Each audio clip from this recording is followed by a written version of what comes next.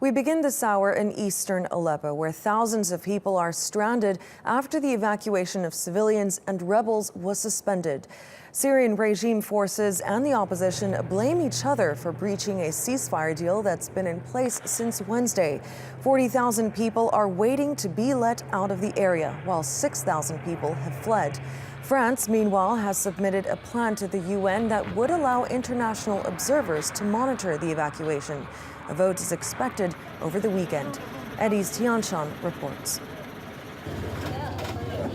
Sheer relief. These Syrians are grateful they survived a 6-month-long siege by regime forces. They are among the first group of civilians evacuated from eastern Aleppo. And it's the first time in months that they have received humanitarian aid.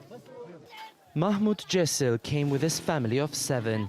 They were given this one small room, which he says is better than anything in eastern Aleppo.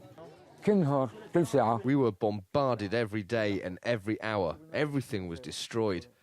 It was thanks to God we came out of that place alive. We were trapped for 6 months under siege, and prices had increased dramatically, and we couldn't get anything. For others, escape from Aleppo hasn't been so easy. This man was in the first convoy that came under fire. I was on the earlier convoy with my family. When the Shia militia opened fire on us, it was absolute chaos, and we all escaped and I lost them. Now I don't even know where my family is. 85 of the families evacuated from eastern Aleppo were placed here in this refugee camp, but some of them are sharing homes with other families, and here the capacity is already full. Now they will be placed into other pre-existing refugee camps as well, but for those who don't have any other place to stay, humanitarian agencies are already planning to build more refugee camps. The Turkish Red Crescent has announced that it will build another refugee camp for an additional 10,000 people, while there are many more awaiting safe passage out of Aleppo. Those who make it to Idlib find safety under the protection of rebels. But if this war continues, it will likely only be a temporary sanctuary. It is Tianshan, TRT World in Idlib, northern Syria.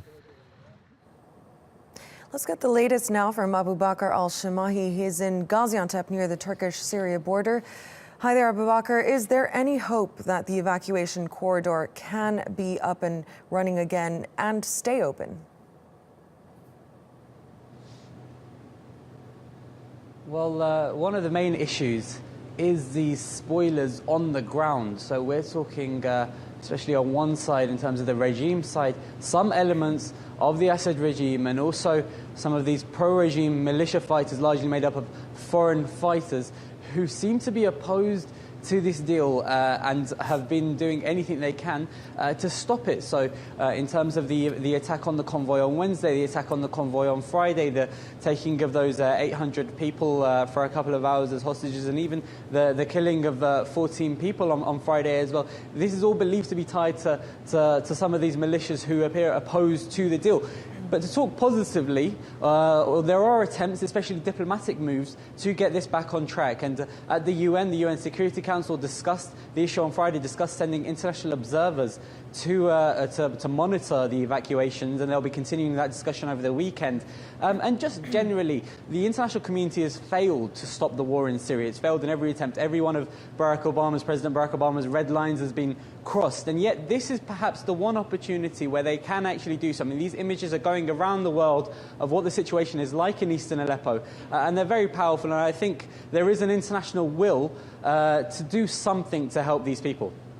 Now, there are 2 villages in Idlib which appear to be a stumbling block at the moment in these evacuation efforts. Could you just explain that for us?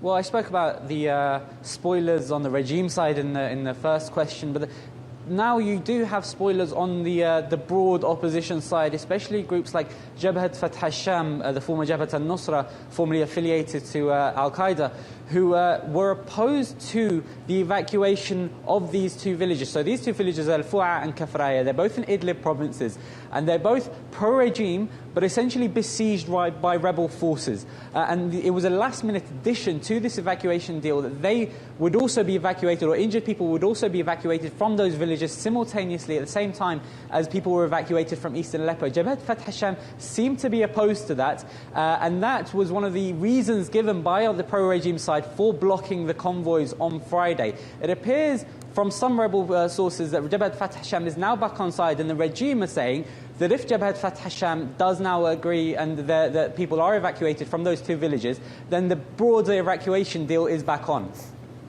Many thanks for keeping us up to date. Abu Bakr al-Shamahi there in Gaziantep.